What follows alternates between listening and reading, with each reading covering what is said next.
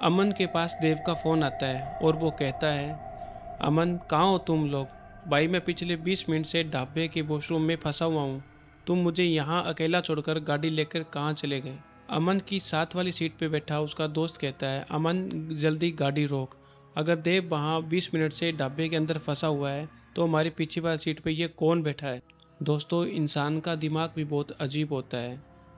जब हम अपने दोस्तों के साथ होते हैं किसी बंद जगह पर, जैसे कि कार, तो हमें लगता है कि हम इस दुनिया के सबसे सेफ जगह पे हैं। हमारे चारों तरफ एक लोहे की मजबूत चादर होती है और अंदर हमारे पसंदीदा गाने बज रहे होते हैं और हमारे साथ वो लोग बैठे होते हैं जिन पे हम आंख बंद करके विश्वास करते हैं। उस वक्त बाहर का अंधेरा, सुनसान सड़कें या उस अंधेरे में छिपी हुई कोई भी चीज़ हमारा कुछ भी नहीं बिगाड़ सकती। पर दोस्तों, क्या हो अगर सुरक्षा का वो एहसास एक बहुत बड़ा झूठ हो? क्या होगा अगर हमें बाहर के अंधेरे से डरने की ज़रूरत ही ना हो, क्योंकि खतरा पहले से ही उस गाड़ी के अंदर पीछे वाली सीट पे बैठा हो? आज ट्रूमेट की ये कहानी उन चार दोस्तों की है जिन्होंने एक सुनसान हाईवे पे उस चीज़ को अपने साथ बिठा लिया था जो उनके दोस्त जैसी दिखती जरूर थी, पर वो इंसान नहीं थी। ये सच्ची कहानी आज से कुछ 4 साल पहले की है। नवंबर का महीना था और कड़ाके की ठंड पड़ रही थी। चार दोस्त, अमन, कबीर, रोहन और देव, इन चारों ने प्लान बनाया कि आज लॉन्ग ड्राइव पे निकलते हैं। अमन ने हाल ही में एक ब्लैक कलर की एसयूवी खरीदी थी और उसका मन था कि उसे खुली सड़कों पे भगाना। रात के करीब 1:30 बज रहे थे जब इनकी गाड़ी शहर की चकाचौंध को छोड़कर राजस्थान के एक बिल्कुल नए हाईवे पर निकल गई। अमन ड्राइविंग सीट पे बैठा था और उसकी बगल वाली सीट पे कबीर बैठा था जो अपने मोबाइल पे प्ले लिस्ट सेट कर रहा था। पीछे वाली सीट पे रोहन और देव आराम से बैठकर अपना मोबाइल देख रहे थे। गाड़ी के अंदर का माहौल एकदम लाइट था। पंजाबी गाने बज रहे थे, पुराने किस्से याद करके हंसी मजाक चल रहा था। हाईवे इतना सुनसान था कि पिछले 20 किलोमीटर से उनके एक छोटी सी गाड़ी या ट्रक क्रॉस तक नहीं किया।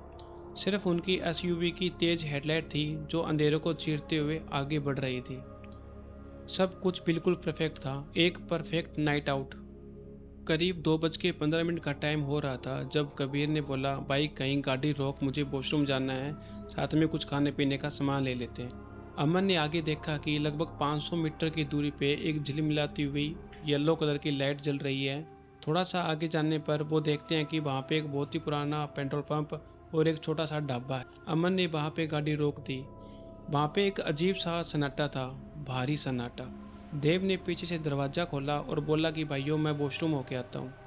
और अमन भी बाहर आ जाता है और कहता है, भाई यहाँ पे ठंड बहुत ज़्यादा है। रोहन भी गाड़ी से उतरता है और कहता है कि मैं चिप्स और कोल्ड ड्रिंक देखता हूँ अगर यहाँ मिलती है तो। अमन और कबीर वापस गाड़ी में बैठ जाते हैं क्योंकि वहाँ का माहौल कुछ ज़्यादा ही ठंडा था। फिर एकदम से इन दोनों की नज़र ढाबे के मालिक पे पड़ती है जो बहुत बूढ़ा इंसान था और एक अजीब से नज़रों से इनको देखा जा रहा था। करीब 2 मिनट बाद रोहन चिप्स और कोल्ड ड्रिंक लेके गाड़ी की तरफ भागता हुआ आता है। वो ठंड से बहुत बुरी तरह कांप रहा होता है। वो पीछे का दरवाज़ा खोलता है और गाड़ी के अंदर बैठ जाता है। उसके ठीक 1 मिनट बाद देव भी वापस आ जाता है। वो बिना कुछ बोले दरवाज़ा खोलता है और पीछे वाली सीट पे रोहन के साथ बैठ जाता है और गाड़ी का दरवाज़ा बहुत ही ज़ोर से बंद कर देता है। अमन ने रियर व्यू मिरर में देव को देखा और बोला, हो गया तेरा? देव ने कोई भी जवाब नहीं दिया। पीछे अंधेरे में बैठे हुए उसने बस अपना धीरे से सिर हिला दिया। अमन ने गाड़ी को वापस गियर में डाला और निकल पड़े उसी सुनसान और अनजाने हाईवे पे। सफ़र वापस शुरू हो चुका था और उनकी गाड़ी 100 की स्पीड क्रॉस कर चुकी थी। अब गाड़ी का माहौल पहले जैसा नहीं था। पिछले 15 मिनट से किसी ने एक शब्द नहीं बोला। जो हंसी मजाक चल रहा था वो पता नहीं अचानक से कहाँ गायब हो गया था। गाड़ी के अंदर सभी को एक अजीब सा भारीपन महसूस होने लगा।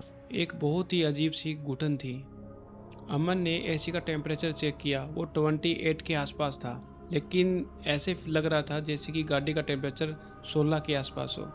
उनको बहुत ज़्यादा ठंड लग रही थी। रोहन जो पीछे बैठा था वो बार बार देव की तरफ देख रहा था। देव एकदम स्टैचू की तरह सीधा बैठा था। देव की गर्दन टेढ़ी हो रखी थी और वो लगातार खिड़की से बाहर के गुप्त अंधेरे को देख रहा था। उसके शरीर में कोई भी मूवमेंट नहीं था, यहाँ तक कि उसके सांस लेने की आवाज़ भी नहीं आ रही थी। तभी उस सन्नाटे को चीरती हुई एक आवाज़ गूंजी। अमन का फ़ोन बज रहा था। गाड़ी के डैशबोर्ड पे जो स्क्रीन लगी हुई थी उस पर एक नाम शो हो रहा था, देव इज़ कॉलिंग। अमन पहले तो कंफ्यूज हुआ, फिर ज़ोर से हंसा और उसने रियर व्यू मिरर में पीछे देखा और बोला, अरे देव, साले तू पागल हो गया है? पीछे बैठकर मुझे फ़ोन क्यों किया जा रहा है? लेकिन पीछे बैठे देव ने कोई भी रिएक्शन नहीं दिया। वो अभी भी बाहर के अंधेरे को देख रहा था। कबीर ने आगे से मुड़कर देखा और बोला, उठा लेना। अमन ने फ़ोन उठाया और बोला, हाँ बोल मेरे पीछे बैठे भूत। अमन ने ये बात मजाक में कही थी।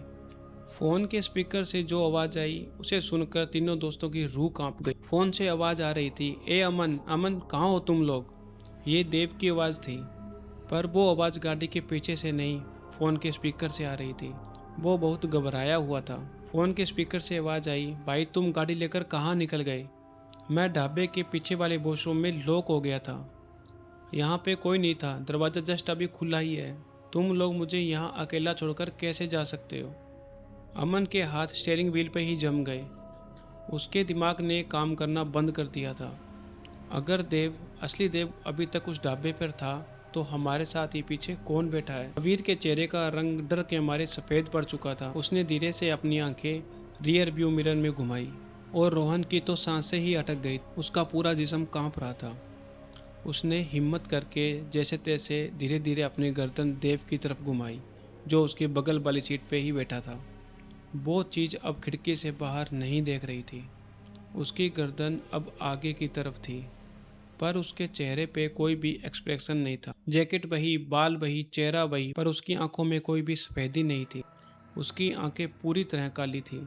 और फिर उस बहरूपिया ने अपना मुंह खोला और वो अमन की आवाज़ कॉपी करने लग गया, अरे साले तू पागल हो गया है? जो मुझे पीछे बैठकर फ़ोन कर रहा है। वो लगातार ऐसे बोल रहा था जैसे कि किसी रिकॉर्डर में प्लेलिस्ट चालू कर दी हो।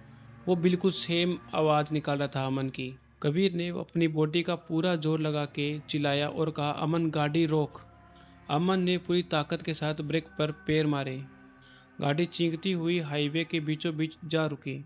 घबराहट में रोहन ने पीछे का गेट खोलकर हाईवे पर भागने की कोशिश की। उसने हैंडल खींचा पर दरवाज़ा नहीं खुला। गाड़ी के डैशबोर्ड की सारी लाइटें ब्लिंक करने लगी और गाड़ी का सेंटर लॉक अपने आप ऑन हो गया। अमन ने बार बार अनलॉक बटन दबाया पर गाड़ी का सारा सिस्टम डेड हो चुका था। विंडो के शीशे अपने आप ऊपर हो चुके थे और वो सारे गाड़ी में फंस चुके थे। बाहर गुप्त अंधेरा था और अंदर वो चीज़। अब वो चीज़ धीरे धीरे अपने असली रूप में आ रही थी। उस चीज़ के चेहरे से हड्डियाँ टूटने जैसी आवाज़ आने लगी। उसका जबड़ा किसी सांप की तरह लंबा खुल चुका था। उसने वो अपनी काली आंखें रोहन पर गड़ाई और रोते हुए बिल्कुल देव की आवाज़ में बोला, भाई तुम मुझे छोड़कर कहाँ चले गए?